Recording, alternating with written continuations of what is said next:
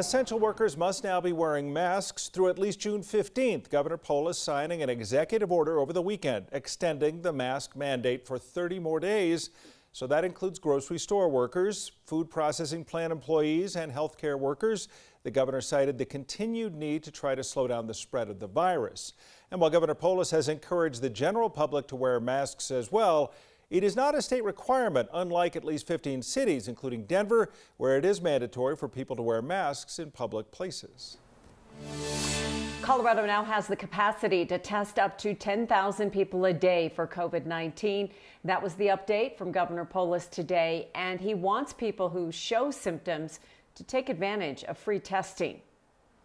The governor did so himself this morning at Stride Community Health Center in Wheatridge. His office says his test results should be back in 48 hours. The state's messaging has changed from a month ago when there wasn't enough testing available for those with the symptoms. They were told to just self-isolate at that time. The governor says people can still do that, but they should be tested. He encouraged essential workers to do the same, even if they don't show symptoms. If you're a healthcare worker, a first responder, an essential worker who interacts with the public, you're also welcome to get tested. Since Friday, the state has been counting COVID-19 deaths differently. They're now looking at two numbers: the number of people who have died from COVID-19 and the number of people who have had COVID-19 when they died. Governor Polis says he wants people to be confident in the data that the state is releasing. There are unfortunately people that attack these numbers, and we wanted to make sure that we had the strongest possible defense by saying, look, a doctor, a coroner, a attending physician use their professional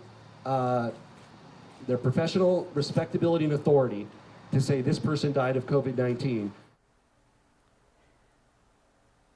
The change came shortly after a coroner in Montezuma County called out the state health department. He wanted to know why a man with COVID-19 who died from drinking too much alcohol was said to have died from COVID-19.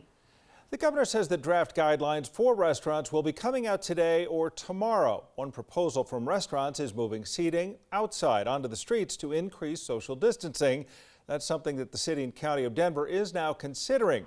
The city says it is taking proposals right now that'll include plans and accommodations for safety, mobility, and emergency access.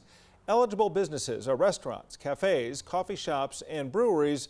Officials say they're still working on final rules and regulations.